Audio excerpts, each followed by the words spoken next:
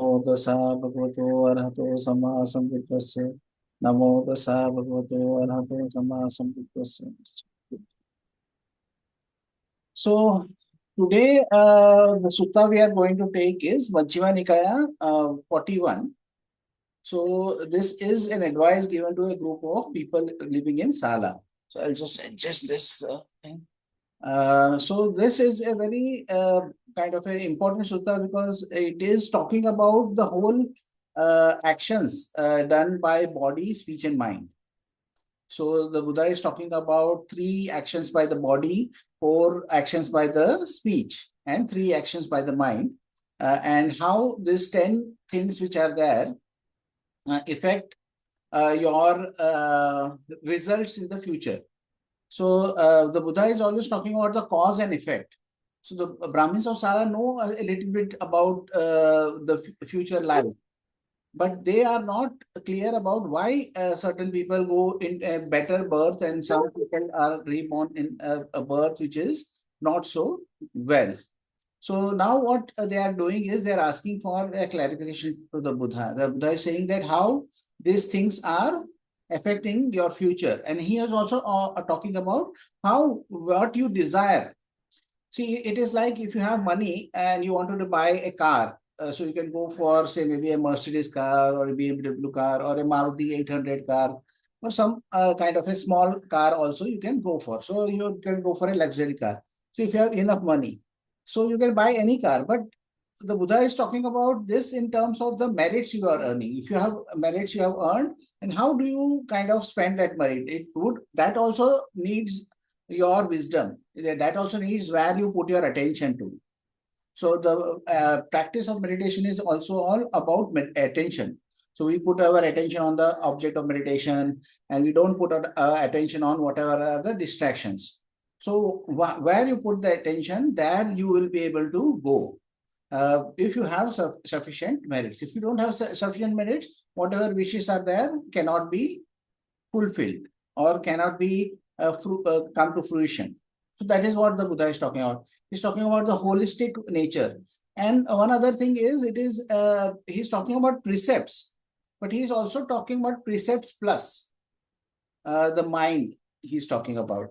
So the intentions which you have, the thoughts which you hold on to, the thoughts of greed which are there, or thoughts of owning things which others have. That is called covetousness. So that is which we have, or the thought of ill will you have of others, or wrong views which you are there. So if you have wrong views, what happens is you don't even try to correct yourself. You don't even try to go on the right path.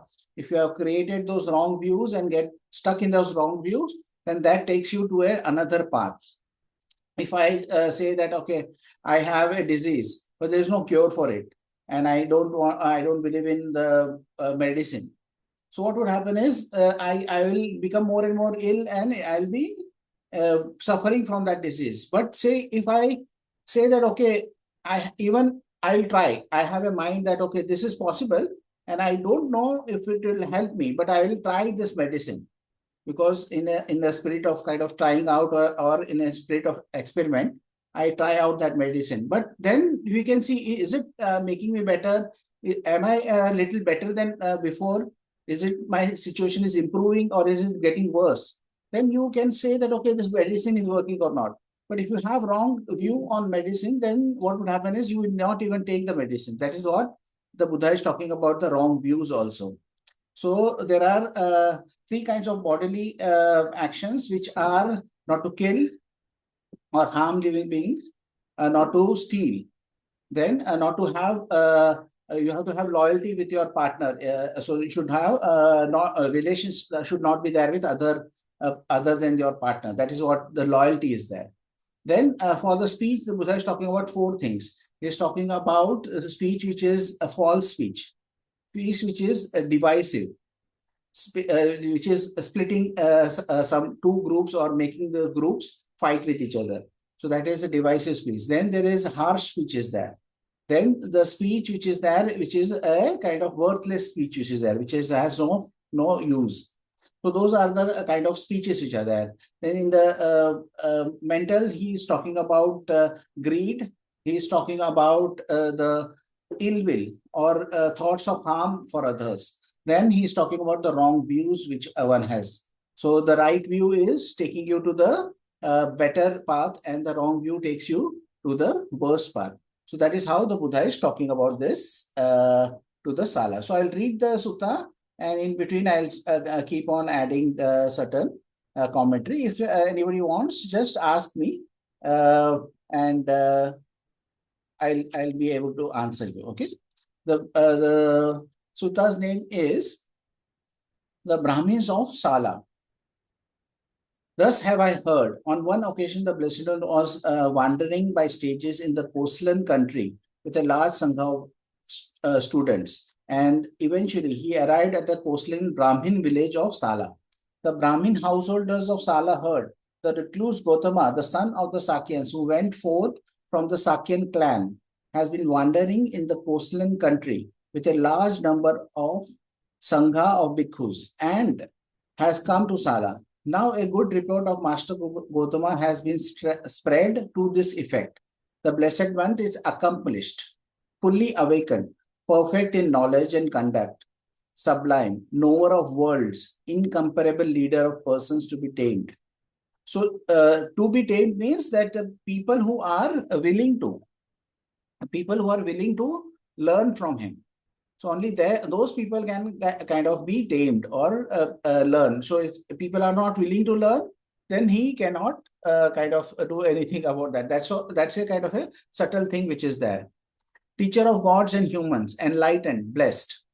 He declares this world with its gods, its maras, its brahmas, this generation with its recluses and Brahmins, its princes and its people, which he has himself realized with direct knowledge. So the Buddha is also said to be realized it from direct knowledge, because he sees that thing directly and learns from what he is there. He is not saying speculation. He's not talking about philosophy. He's not talking about theory. What he is talking about is what he has experienced and learned.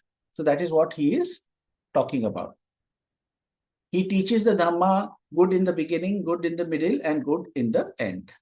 So wherever you learn the Dhamma, that you will find some benefit, even if in the beginning, in the middle, and in the end, with the right meaning and phrasing. So this phrasing which is there is also very important.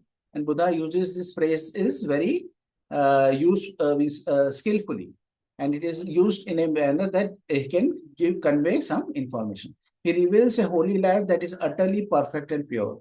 Now, it is good to see such arahants.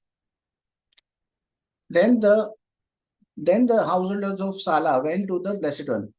Some paid homage to the Blessed One and sat down to one side. Some exchanged greeting with him. When this courteous and amiable talk was finished, sat down to one side. Some extended their hands in reverential salutation towards the Blessed Ones and sat down to one side. Some pronounced their name and clan in the Buddha's presence and sat down at one side and kept silent and sat down to one side. So now there is a different ways people behaved when they came. So everybody behaved in different ways based on their understanding, but all of these activities are considered respectful. If you remember, we had taken, I normally take Majjhima Nikaya 18 in the retreats, where there is Dandapani Sakyan who comes, and he stands in a very casual manner. So that is not acceptable when you are coming to the Buddha. So these are all acceptable ways of dealing. So some just came and respectively sat down. So they all behaved in a respectful manner. If you want, I can share the link of this sutta which I am reading. So I forgot about that. So I can just share it. So you can follow along with me. So I'm just sharing it in the this thing chat.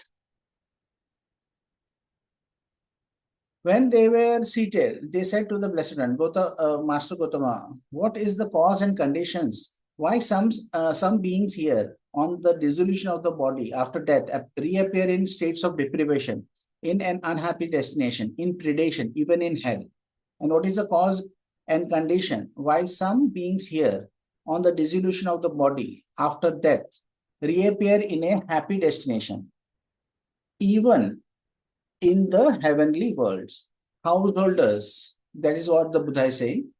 Householders, it is by reason of conduct, not in accordance with the Dhamma, by reason of unrighteous conduct, that some beings here on the dissolution of the body after death reappear in the states of deprivation, in an unhappy destination, in predation, even in hell. It is by reason of conduct in the accordance with the Dhamma, by reasons of righteous conduct, that some beings here on the dissolution of the body after death reappear in a happy destination, even in the heavenly world. So the Buddha, they are asking is that there are certain beings who are being born, reborn in good destination. There are certain beings which are born in a destination which is painful. So why is that? So the Buddha is saying by actions you are going to the good destination, by actions you are going to the bad destination. So your actions determine where you are reborn.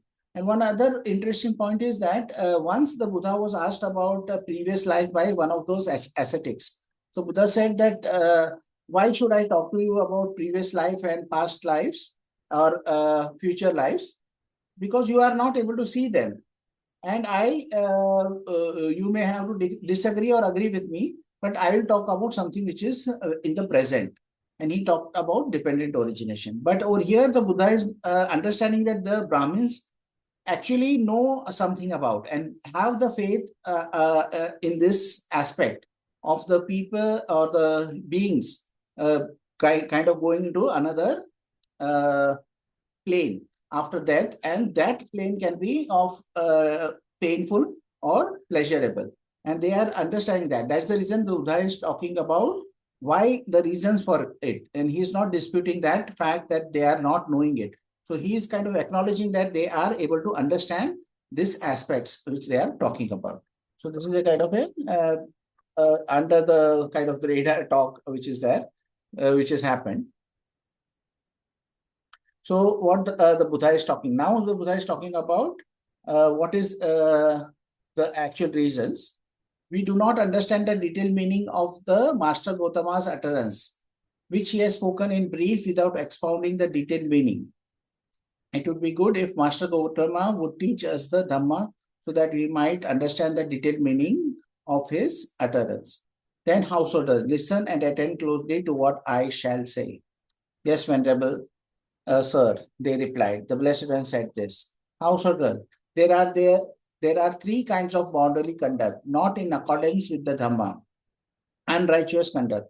There are four kinds of verbal conduct, not in accordance with the Dhamma. Unrighteous conduct. There are three kinds of mental conduct, not in accordance with the Dhamma, the unrighteous conduct. And how householders are these three kinds of bodily conduct, not in accordance with the Dhamma? Unrighteous conduct.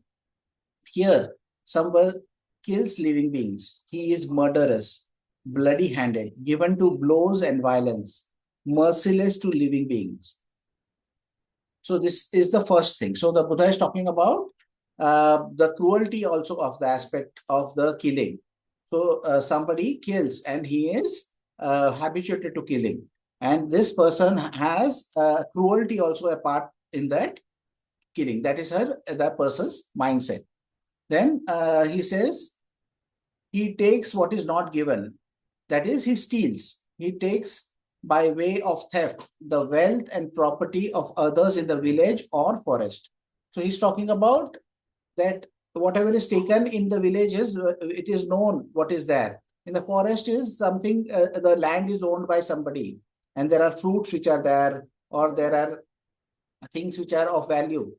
Maybe roots are there or edibles are there. That also, even if there is no owner who are there of that clear cut, but you know that this is forest is owned by somebody or is in control of somebody, one should not assume that there is no owner, but one should be careful. That's what Buddha is talking about. He misconducts himself in sensual pleasure. He has relationship with women who are protected by their mother, father, mother and father, brother, sister, and or relatives. So these are underage people. So should not have relationship with somebody who is underage. So that is to be careful. One has to be careful about that. who has a husband who are protected by law. So who has a husband means it is very clear that you should not have extramarital affairs, who are protected by law. So there are certain people who are protected by law, that those also one should not kind of be looking forward to, even when those are garlanded in token of betrothal. So that is like if you have promised somebody, like engagement is there. So somebody is engaged to somebody also, then you should not have relationship with them. That is how there are three kinds of bodily conduct not in accordance with the Dhamma, unrighteous conducts. And how householders are there four kinds of verbal conduct not in accordance with the Dhamma, unrighteous in conduct. Here someone speaks falsehood. When summoned to a court or to a meeting or to his relative's presence or to his gaya, or to the royal family's presence, and questions as a witness thus, so good man, tell what you know. Not knowing, he says, I know. Or knowing, he says, I do not know. Not seeing, he says, I see. Or seeing, he says, I do not see. In full awareness, he speaks falsehood for his own ends.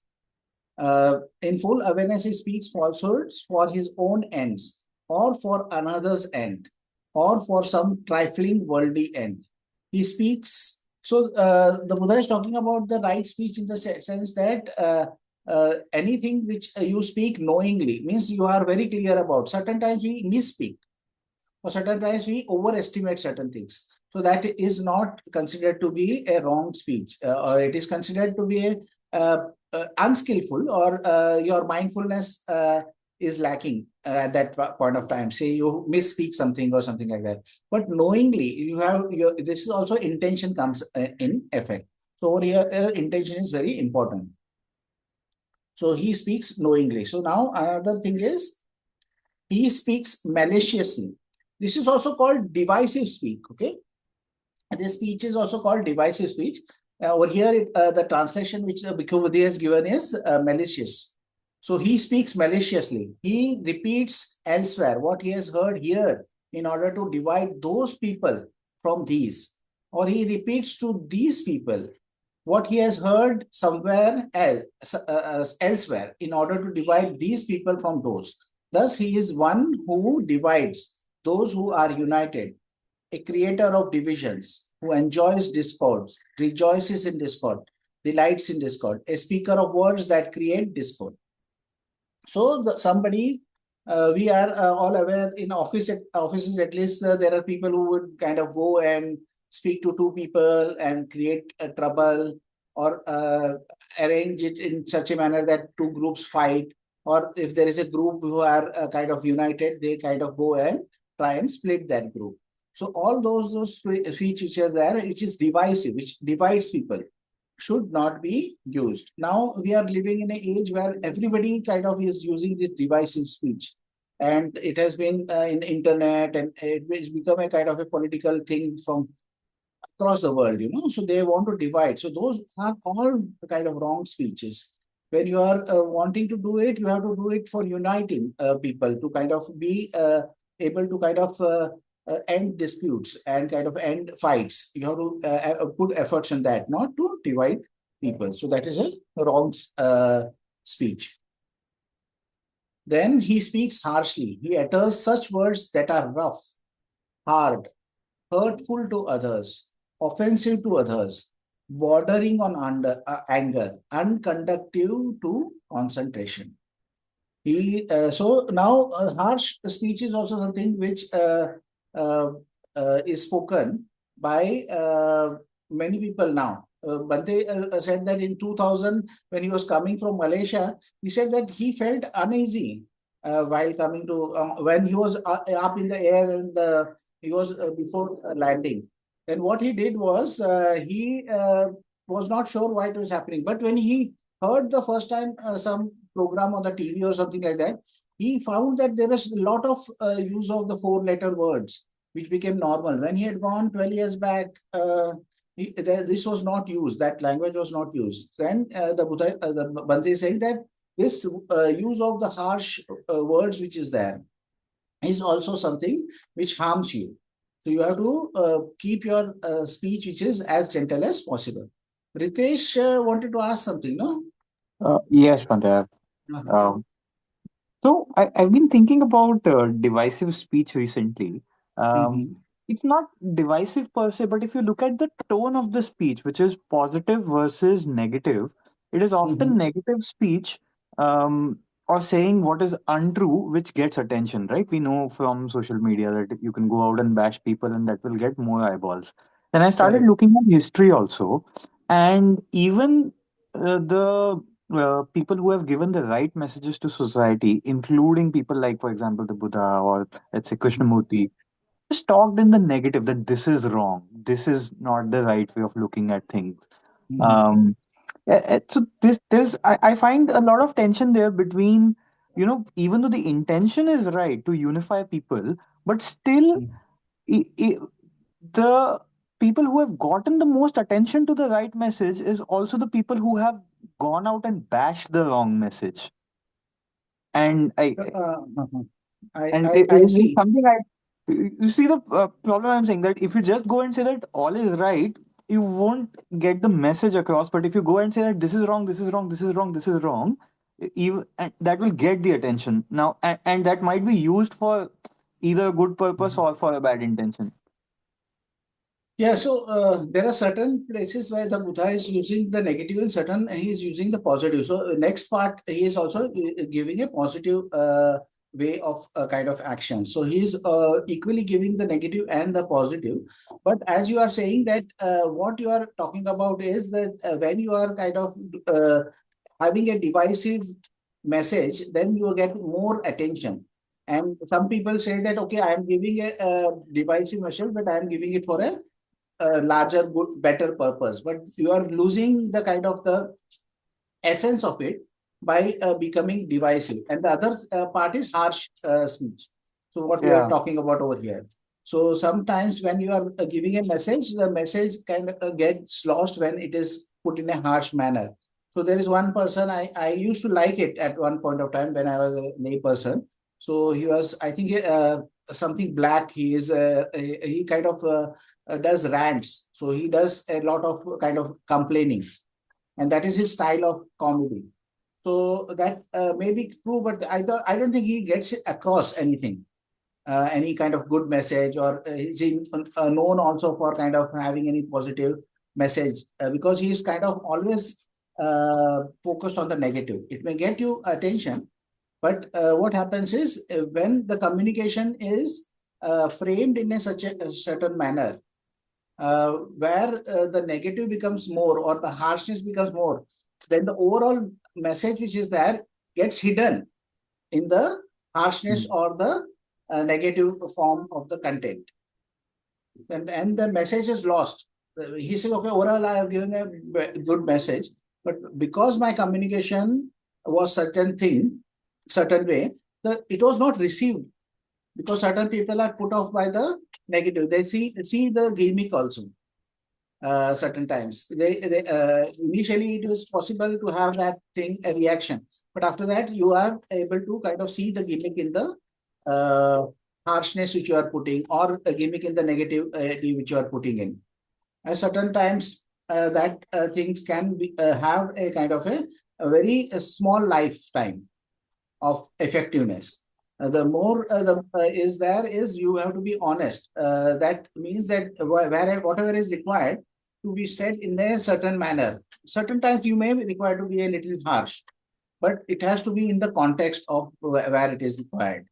It is not that Yeah, every like I time mean, your tone is the same. Huh? like even the uh, the Buddhist framing of things, everything is interdependent, and there is no inherent self in anything, any one thing. These are basically the same statement, right? They're just from the opposite side. They are mirror images of each other. That everything is interdependent and nothing stands out in itself. But the message that the Buddha initially gave to people was that no, the second sutta itself, the anatta something is right, anatta lakkhana sutta, that is where he talks Uh-huh. about the lack of an inherence. So it just started itself from the that this is untrue. No, no. He's saying that examine. See, if you think Mm. that the body is self, then do you have control over the body? Can you age it, or can you make it younger? Can you change its color? So what he's saying is examine if this is self. He's saying feeling which is there. So if you can take a pin and say, I will not feel, and then you prick it. Do you feel or don't feel? You see that you cannot control what are the reactions which comes through that also, the perception of it. Then what is the all the thoughts which are coming on, and what is the consciousness which is there. So all of this means if you open the eye, you can see what is there. So you cannot control your consciousness also. So those are the things you kind of examine. So it is a way of examining things rather than having a statement or a philosophy or a idea. It is not an idea. It's not a philosophy. It's not a statement. It is a examination, a process of examination. Okay. That's true about all of Buddhist practice. Yeah, it's an invitation always to There examine. are, so it's a, but there are other ways. Like in a later part, he's talking in the positive terms, and certain times he's talking in a other terms. The first sutta which he says is there is a dukkha. So there is a fact which is said that okay, this is the fact. There is a reason for it. So he's saying that it is not without a reason. So there are causes and conditions which kind of create, and there is a solution for it. And there is a solution for it. And then there is a way to reach the solution. There's a process through which you can come to the solution of it.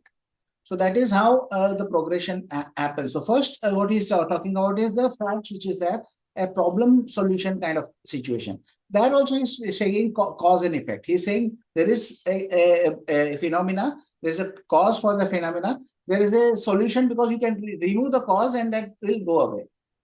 It does not stay independently. That's the dependent origination part of it. And then you have a process to reach that ending of it. It is not just a wish or a will or somebody's blessing, which is needed to end the craving. What is required is understanding. For understanding, there is a whole process of Eightfold Path. And then you can reach the understanding. When you reach the understanding, it is clear, then nobody has to kind of from externally do anything. Okay. Okay, then I'll continue reading. He speaks harshly. He utters such words as are rough, hard, hurtful to others, offensive to others, bordering on anger, unconductive to concentration. He is a gossip. He speaks at the wrong time. So this is the next part, the gossip part. Frivolous speech or worthless speech, which is there. He speaks at the wrong time. He speaks what is not fact, speaks what is useless, speaks contrary to Dhamma and discipline. At the wrong time, he speaks such words as are worthless. So the person is speaking basically gossip and nonsense he is talking. And the timing is also very important. So when you are speaking to somebody, the Buddha is saying that you have to see what is the right time. So even if you are speaking to somebody and you want to criticize that person, see the right time which is there to do the criticism. Because if you want to criticize somebody and they are in a group of people, they may not appreciate it. But if they are in the alone, they are in a kind of good mood. This we know with our mothers, you know. We are whenever we want to speak with our mothers, we have to make sure that we are she is in a good mood, and then we kind of ask for something, you know. Even when we are young, we used to be careful. Okay, what is the right time to approach? So that is how the Buddha is saying you have to be sure what is the right time to speak. So you just cannot be careless on these things. So the Buddha is saying he speaks such words as are worthless, unreasonable, immoderate, unbeneficial.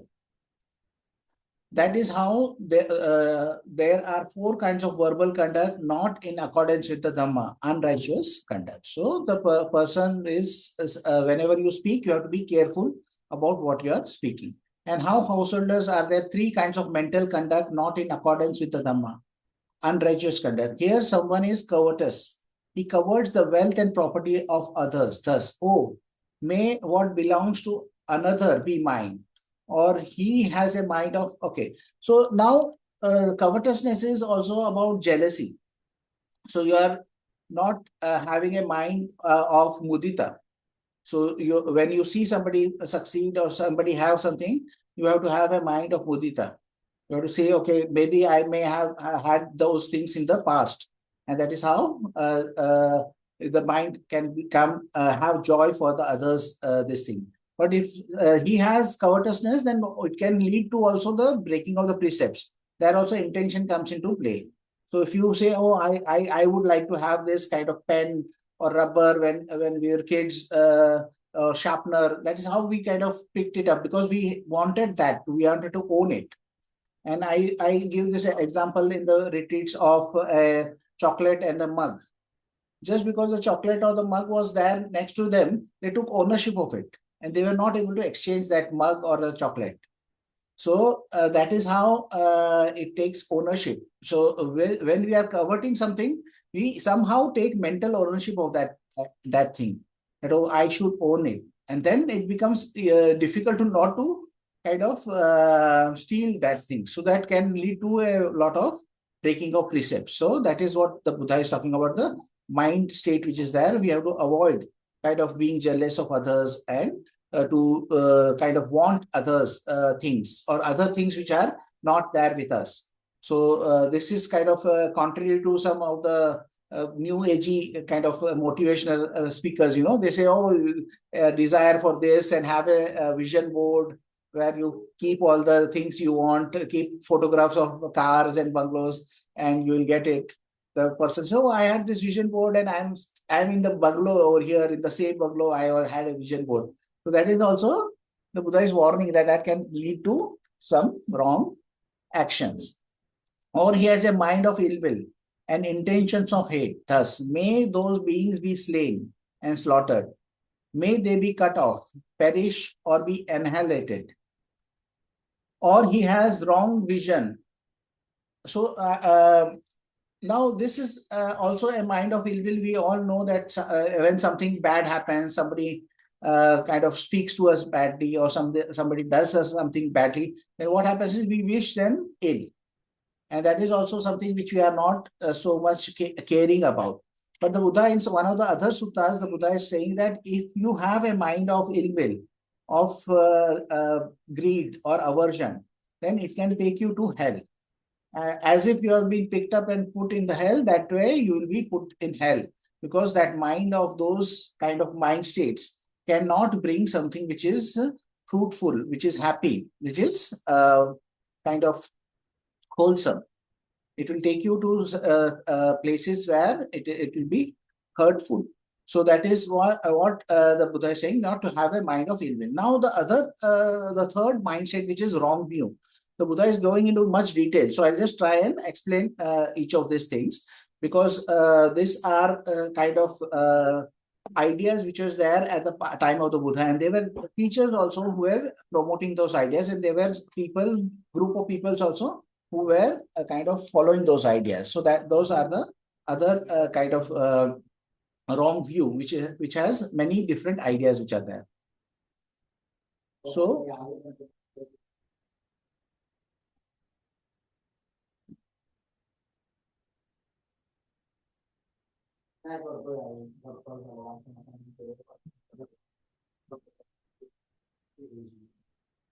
or he has wrong views, distorted vision.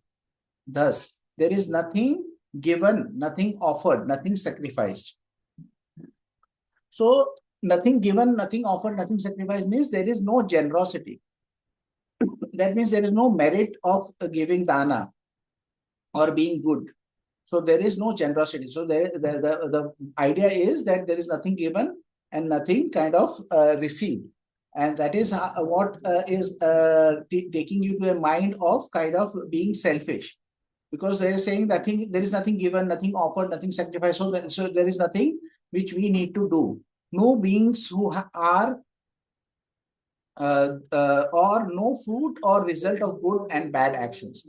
So another idea around you is that if you say are generous, then there is no benefit for it. If you are bad, then there is no harm for it. So it is saying that there is no morality. So why we are doing good to others? Because we expect good to be done to us, or the doing good is the right thing to do. But if we see that there is no benefit in doing good, or there is no kind of harm in doing bad, then there is no morality, there is no moral compass through which a person can. So that is the reason this philosophy which is there is also considered the wrong view. Know this world, no other world. So now this world and other world is also that the person is not believing in the continuation of karmic results. So you may get the results over here, and the other world you may kind of benefit or be punished. So they are kind of refusing that. They are saying this is the only body is there. If the body is finished, then we are not there. So then whatever happens, they are not careful, or they kind of don't understand what arises in the present may be a result of the past which is there. So they are not understanding what is arising in the present, and they are not even sure what would happen in the past. So they are saying that, oh, nothing will happen in the future, because in the future there is nothing, there's no other world. So that is the view which is there. No mother, no father, no mother, no father is kind of saying that the mother gives because of the natural causes. So there is no respect I have to pay to the mother. The father does his own thing, so I have to pay respect to my father also. So that is the Buddha has played a lot of emphasis on being grateful for the mother and father. Once he said that even if for 100 years you take care of your mother and father and take them on their backs and roam around for 100 years, still you cannot repay their debt. So over here, the philosophy which is there at the time of the Buddha, one of the philosophers says there is no mother, there is no father. So there is no gratitude you should have to your parents.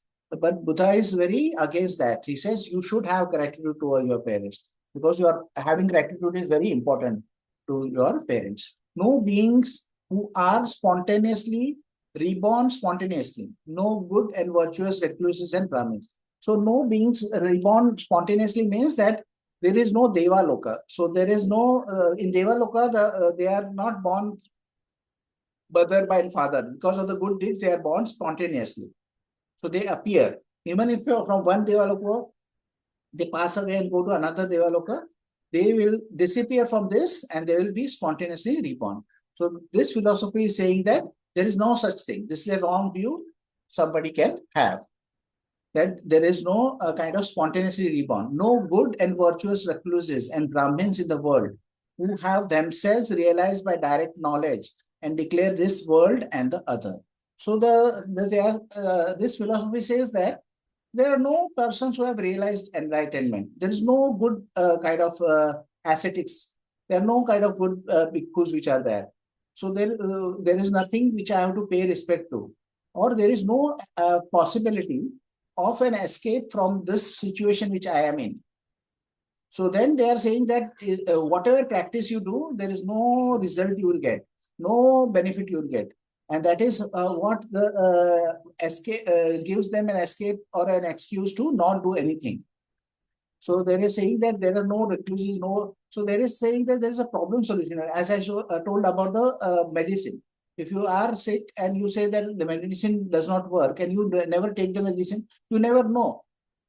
But if you try the medicine, then you may see that, oh, I am improving. I was in such pain and I am in a pain which is lesser than which was before. Then you know, okay, this is working. So, but if you say there is nothing, there's nobody who is enlightened, there's nothing, nobody who can teach me, then you will not be able to learn anything, because there is no information you are able to receive, or there is nothing which you need to do in order to kind of keep the recluses or the kind of the ascetics or the bhikkhus going, because we kind of stay in kind of because of the generosity of the lay people.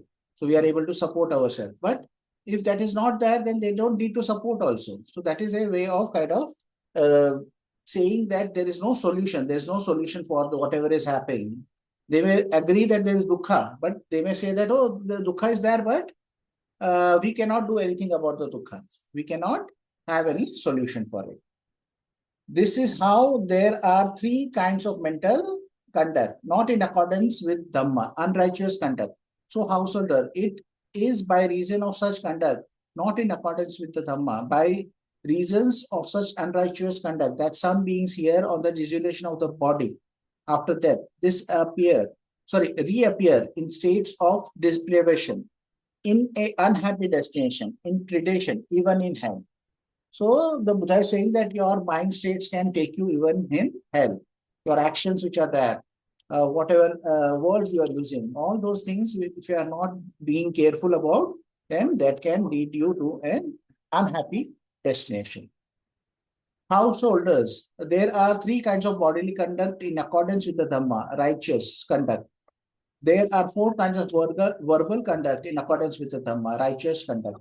There are three kinds of mental conduct in accordance with the Dhamma, righteous conduct. And how householders are there three kinds of bodily conduct in accordance with the Dhamma, righteous conduct? Here, someone abandoning killing of living beings, abstains from killing living beings, with rod and weapon laid aside, gentle and kindly. He abides compassionate to all living beings. So having compassion is a aspect. So if killing is the negative part of it, then having compassion is the positive part of the precept of not killing. So one has to be compassionate. When he is compassionate, he is not able to kill. Abandoning taking what is not given, he abstains from taking what is not given. He does not take by way of theft the wealth and property of others in the village or in the forest. So now one of the aspects of not having the theft part is, the Buddha is talking in one other sutta is about wealth. So what is the greatest wealth the Buddha is asking? The Buddha says that the greatest wealth is satisfaction. So when you are satisfied, you don't need anything. So whatever is there with you, then you be satisfied with that. If you have 1 BHK house and you're satisfied with that, because then you know that somebody is there who's living in one room kitchen. And then somebody who is living in one room kitchen should see that, okay, somebody is living in a hut. Somebody who is living in a hut should be aware that somebody is living on the street. So when we are there in this position, then we have to accept whatever is there. Somebody who is in the street can be satisfied with that also. He said that, okay, there are many who are living like me. So that person who is satisfied in his mind will not seek be covetous or have the mind which is there, which is seeking others' wealth. So that is a way of thinking about this thing in the positive sense. Abandoning the taking of what is not given, he abstains from taking what is not given. He does not take by way of theft the wealth and property of others in the village or in the forest. Abandoning misconduct in sensual pleasure, he abstains from misconduct in sensual pleasure. He does not have relationship with women who are protected by their mother and father, brother, sister, or relatives, who have a husband, who are protected by law, or with those who are garlanded in token of betrothal. That is how there are three kinds of bodily conduct in accordance with Dhamma, righteous conduct. And how householders are the four kinds of verbal conduct in accordance with the Dhamma. Here, someone abandoning false speech, abstains from false speech. When summoned to a court or a meeting or to relatives' presence or to his guide or to the royal family's presence, and questions as a business, thus, so good man, tell what you know. Not knowing, he says, I do not know. Or knowing, he says, I know. Not seeing, he says, I do not see. Or seeing, he says, I see. He does not in full awareness speak falsehood for his own good ends, or for another's ends, or for some trifling worldly end. Abandoning malicious speech, he abstains from malicious speech.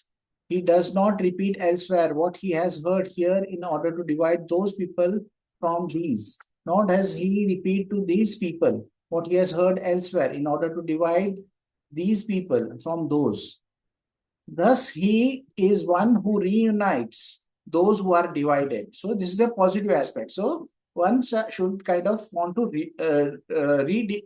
unite, who are divided. A promoter of friendships, who enjoys concord, rejoices in concord, and delights in concord. So he is not divisive, but he is who delights in concord. So that is the person who kind of wants to unite people, not kind of divide. A speaker of words that promote concord. Abandoning harsh speech, he abstains from harsh speech. He speaks such words as are gentle, pleasing to the ear, and lovable, as go to the heart, are courteous, desired by many, agreeable to many. Abandoning gossip, he abstains from gossip. He speaks at the right time, speaks what is fact, speaks on what is good, speaks on the Dhamma and discipline. At the right time, he speaks such words as are worth recording, reasonable, moderate, beneficial. That is how there are four kinds of verbal conduct according to the Dhamma, righteous conduct. So he is now talking about the positive things which we can do, as in kind of having concord and having friendship, creating friendship, and speaking in a way which is useful and kind of beneficial to others. So the Buddha is talking that when we are doing and being in a positive mindset, then we can benefit others. And how householders are there three kinds of mental conduct in accordance with the Dhamma. Righteous conduct. Here, someone is not covetous. He does not covet the wealth and property of others. Thus, oh, may that what belongs to another be mine. His mind is without ill will, and he has intentions free from hate. Thus, may those beings be free from enmity, affliction, and anxiety. May they live happily. So he's talking about that being full of metta. So this is the opposite of this is metta. Opposite of covetousness is mudita. So being happy for others and happy for their well-being. May they live happily. And in the right view, undistorted vision, thus, there is what is given, what is offered, what is sacrificed. There is fruit of and result of good and bad actions. There is this world and the other world. There is mother and father. There are beings who are reborn spontaneously. There are good and virtuous recluses and Brahmins in the world who have themselves realized by direct knowledge and declare this world and the other. This is how there are three kinds of mental conduct in accordance with the Dhamma, righteous conduct. So householders, it is by reason of such conduct in accordance with the Dhamma, by reason of such righteous conduct that some beings here on the dissolution of the body, after that reappear in a happy destination, even in the heavenly world. So the Buddha is very clear that when you are doing actions which is by body, speech, and mind, which is unwholesome, then there are unwholesome results. If you are doing from body, speech, and mind, which are wholesome, then the results are wholesome. So now he is kind of elaborating a little bit about certain things, which also shows a little bit about the universe and the progress in the practice. So it has dual purposes. I think it also elaborates on the what are the possibilities, and it also kind of gives the scope of those possibilities and what you can expect. So this is a kind of a interesting part where this kind of can give a elaborate version of what the teaching is there. If householder, one who observes conduct in accordance with the Dhamma, righteous conduct, should wish, oh, that on the dissolution of the body after that, I might reappear in the company of the well-to-do nobles. It is possible that on the dissolution of the body after that, he will appear in the company of well-to-do nobles. Why is that? Because he observes conduct that is in accordance with the Dhamma, righteous conduct. So well-to-do nobles are maybe the princes and the kings. So they are the well-to-do kind of noble people. If householders, one who observes conduct in accordance with the Dhamma, righteous conduct, should wish, oh, that on the dissolution of the body, after that, I might reappear in the company of the well-to-do Brahmins, in the company of the well-to-do householders. It it is possible that on the dissolution of the body, after that, he will reappear in the company of the well-to-do householders. Why is that? Because he observes conduct that is in accordance with the Dhamma, righteous conduct. So now the Buddha is saying that if you wish to be born as a prince or a king, you will be born over there. If you wish to be born as a Brahmin, you can be reborn over there. If you wish to be born as a wealthy merchant, then you can be reborn over that. So wherever you put your attention, that place you will be able to reborn, because you have accumulated that much of merit, and because of that accumulation of merit, that will be possible for one to do. So now we go for the things which are other things which are there. So I will go through this whole list. If householders, one who observes conduct in accordance with the Dhamma, righteous conduct, should wish, that on the dissolution of the body after death, I might reappear in the company of the gods of the heaven of the four great kings, the Chatu Maharajika Deva, in the company of the gods of the heaven of the 33, Tavadimsa Deva, the Yama gods, the gods of the Tusita heaven, the gods who delight in creating, the gods who wield power over others' creation, the gods of Brahma's retinue, the gods of radiance. So this is the heading, the gods of radiance, and all the other gods of radiance are there. The gods of limited radiance, the gods of immeasurable radiance, the gods of streaming radiance, the gods of glory, the gods of limited glory, the gods of immeasurable glory, the gods of refulgent glory, the gods of great fruit, the Aviha gods, the Atapa gods, the Suddasa gods, the Suddesi gods, the Akinta gods, and the gods of the base of infinite space, the gods of the base of infinite consciousness, the gods of the base of nothingness, the gods of the base of neither perception nor perception.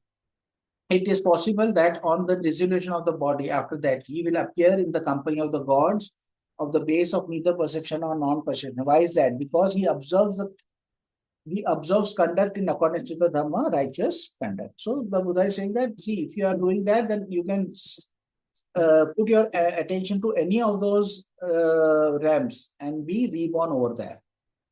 So there is one kind of note by Bhikkhu Bodi, which is through commentaries.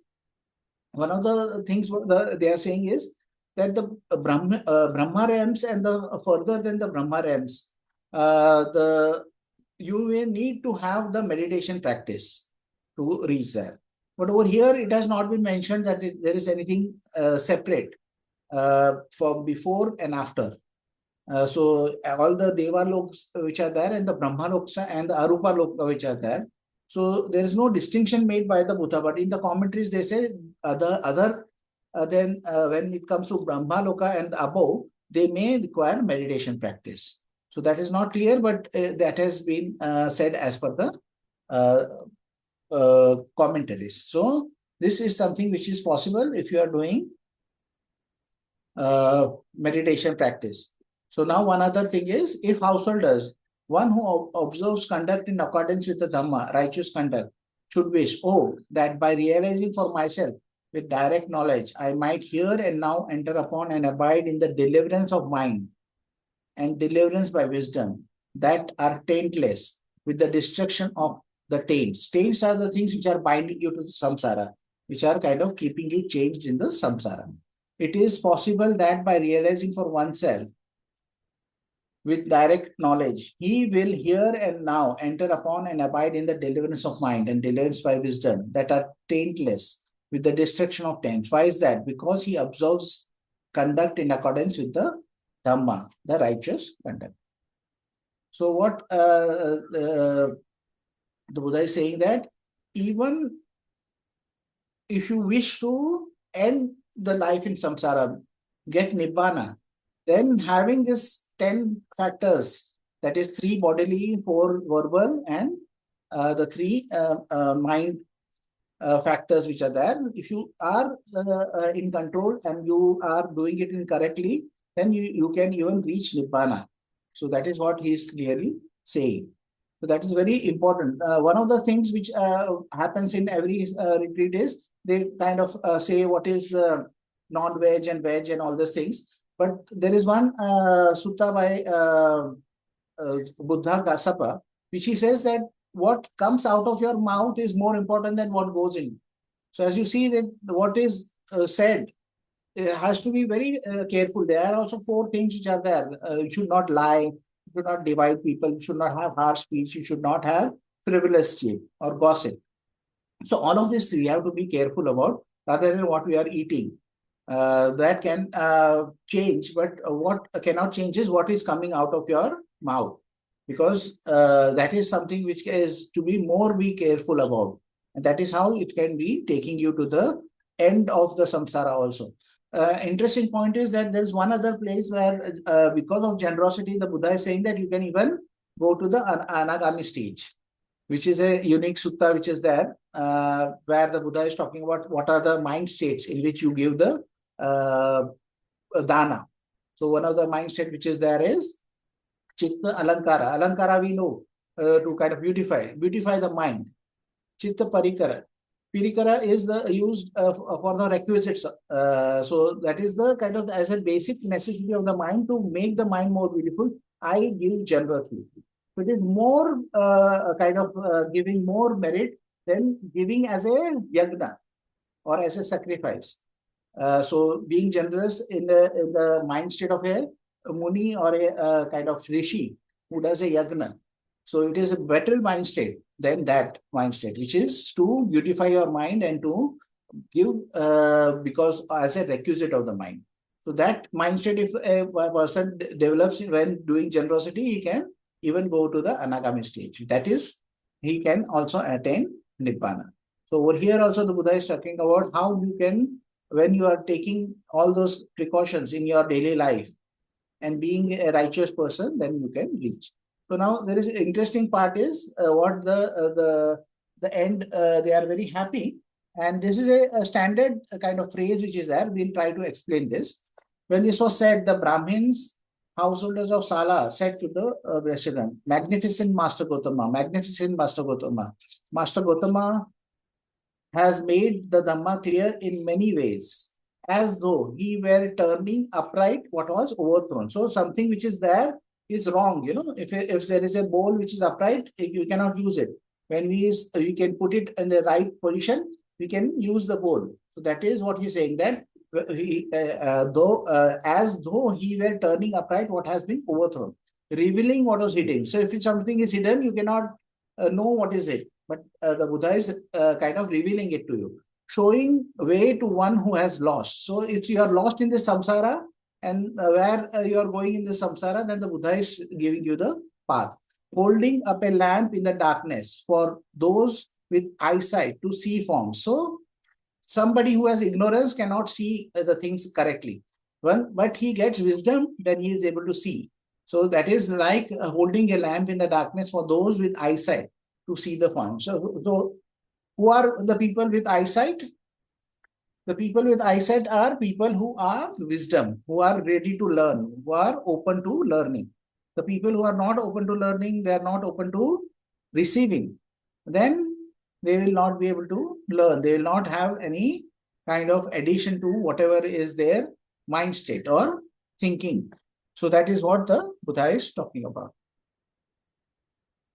Then the Shala, the Brahmins of the Shala are talking about. We go to Master Gautama for refuge, to the Dhamma and to the Sangha of Bhikkhus. And today, let Master Gautama accept us as lay followers who have gone to him for refuge for life. So that is also a opening of wisdom or seeing of wisdom. So this phrase which is there, or in this paragraph which is there, appears in many of the suttas. And Bhante Vimalansi used to say this is giving an indication that the persons who have said this have become at least a Sotapanna. So they are indicating that they have got a view of the Dhamma. So they have confidence in the Dhamma. That's the reason they are taking their refuge, and that kind of indicates that they have reached a certain stage. So if you have any questions, I am open to questions.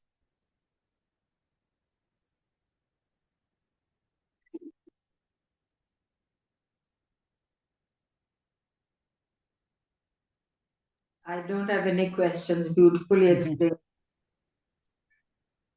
Okay. So you can share your thoughts. I think you analyze this sutta also. So you can share some thoughts of yours. You're on mute. Huh?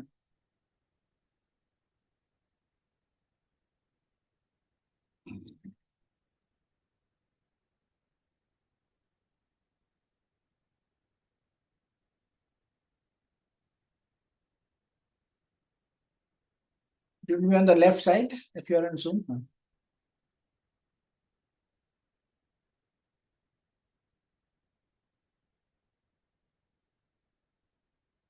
On mute. Okay, Yes, I'm I can hear you. Yeah, we can hear you. I had read the sutta and I had shared it with you, Bhante.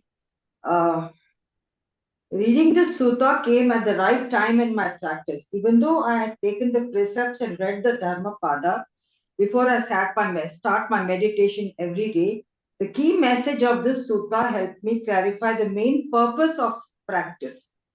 In this sutta, the Buddha conveys the heart of Sila and why it is important to be always mindful of our daily actions, speech, thought, and feelings. Good conduct leads to a clear, guiltless, remorseless life and a mind that is calm and untroubled. One's conduct, one's action leads to consequences in this life and in the life after.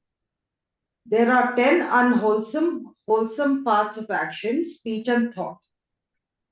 And out of which, he talks about the various things which you have. As a lay person, I have often asked myself why I started meditating and keep taking precepts and reading the sutta. Deep within me, the intuitive answer that came to my mind and heart is to be kind hearted and a good human being who does not harm any others, who tries to cultivate boundless love and compassion for all living beings, who does not indulge in anything that creates division or fractures in society and in families. Leading such a righteous life will enable cultivation of a peaceful mind and be content with what I have and stop craving for what I do not have, thereby living in harmony in this world. Studying the sutta and listening to a few commentaries, I realized that one should also strive to be not part of a idle, harmful gossip, should not be part of any idle and harmful gossip, which is so commonplace in our daily life and in family and friends. This is a beautiful sutta and such a wonderful advice to a lay person on the importance of righteous conduct. The essence of the Dhamma is summarized so beautifully in this sutta. I think that is the message you had sent me. So you had a very kind of a good understanding of this process, which is there of the sutta and how it kind of affects. So I think you had shared a lot of things. So I'll also share sometimes. I just need some time to kind of get this thing organized. I'm also moving around, so I wanted to share her writings For also. me, the So that biggest is satisfaction is sending to you. yeah. So that is something which is I also encourage others also that read the thing, the suttas, and kind of have a understanding of it, and that will definitely help in the practice also. So thank you. So any other questions? So anybody has any other questions? No, Bhante, no question. And thank you so much. Thank you. Yes.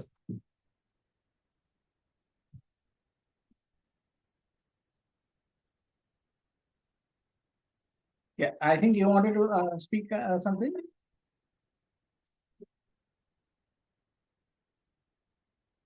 Nothing? Okay. Okay, then what we'll do is we'll share the merit and then we'll end if there is no questions. May you have any questions? Bhante, I I have a question from a few weeks ago, because sometimes when I have questions, I put it in my phone, but it's not related directly to today's Okay, no problem. sutta though. It's more about the antidote for the hindrances, because I was kind of chatting with some of my music students in like non-secular way. So one of them was kind of interested, she notes that her mind, it's kind of a, how should we say, even myself, it's like the mind drifts. I don't know if it's like a sloth and torpor kind of indication, but let's say, even she noticed herself as well, and I notice in her as well. So let's say she's listening to some teacher teaching her, her attention gets lost halfway without the intention. So her intention is to listen, but the habit is the attention drifts away. So she asked me, what is the antidote? Like, how can she, practice to overcome that? So that is the very kind of the fundamental thing which we learn when we are trying to concentrate or put our attention on everything, that without our intention, our attention goes away. Then we see the impersonal nature of our mind in this fact. But what is the antidote for that is having a mindfulness. So whatever, say, if you were not able to pick up, say, 20 kgs of weight, what is the solution? You try with 5 kgs of weight. When you are able to lift that, you go to 10 kgs and 15 kgs, and that is building up your attention. It is the same thing as building up your muscles. You do it in a incremental manner. You try and kind of keep your attention for a short amount of time. Then you try and increase that attention for a longer time. And that is how you can do it. And that is what you have to see, that you should not means you should not quit. You should be continuously going and don't worry about how good you are. So the thing is that what we see is we strive for perfection. And because when we don't see is perfection, we kind of quit. But that is not how the mind works. So somebody says, oh, you have desires, you talk about non-desires. But yes, but we are not machines, we are human beings, and we go through our own process to let go of the desires, let go of the attachment, let go of the habitual tendencies. So in the proper context, that will come through. But to be striving continuously. Don't worry about your mind going away. Worry about what you do when your mind gets away. That is, you recognize, release, relax, re-smile, and come back. What is that? So we don't have attention in our control. That means that is an impersonal process. What we have in control is the mindfulness. When the mindfulness gets stuck, then we say, oh, recognize. I am not here. Then you don't blame yourself also. Don't kind of knock yourself down. Don't try to control it. Just say, okay, I release it. Relax, smile, and come back. And when you kind of keep on doing that, you will improve that muscle. That muscle which is of attention, which is not so developed, will become developed when you are continuously using it. So one of the factors is you understand the impersonal nature of the thing. And then see what is there we can do. Whenever recognition is there, we can let it go and come back. And what does that require? It requires mindfulness. What does mindfulness require? A constant practice. Not to kind of judge yourself from your failures. Judge yourself from how you are coming back from the failures. So that is like in boxing, they said you may get knocked down the number of times, but you have to get stand up one time more than the other opponent. So that is how you win. You may get knocked down 10 times in the boxing match, that does not matter. If you are the last person standing, then that is the person who wins the match. So that is how you have to be constantly doing it, not to strive for perfection. Ajahn Chah used to say this about good enough, no perfection. Try to do it good enough. Because if you try to do perfection, then you will quit. And that is what there is a lot of philosophies which is Kaizen is there. You improve 1% every day. So you improve a bit. So then you have that mindset of improving 1% a day rather than kind of attaining that goal in an instant. Okay. Okay, thank you, Bhante. That makes sense. Is that kind of the same for overcoming doubt as well? So it can be any kind of doubt, you know. I think like when I reflect in my practice, sometimes even in a single day, there can be a roller coaster, in the sense that all of a sudden, out of nowhere, doubt in like self-confidence in the practice, you know, like kind of like suddenly a thought will appear like maybe I'm not practicing correctly, or what was the doubt the other day? All of a sudden the fear of oh, I'm not going in the on the path properly, or oh, I lost the kind of urge to let's say do proper work. Let's say my responsibility to, you know, let's say I'm an employee of a company, and all of a sudden, you know, the thought or the feeling of, oh, I've lost the willingness to keep that responsibility. So what I did was like, you know, I was kind of caught in that for maybe about 1 or 2 hours, that sort of mental state, and then caught myself, and then kind of, you know, 6 hours, and then remind myself, you know, impersonal nature of everything, and kind of came out of it.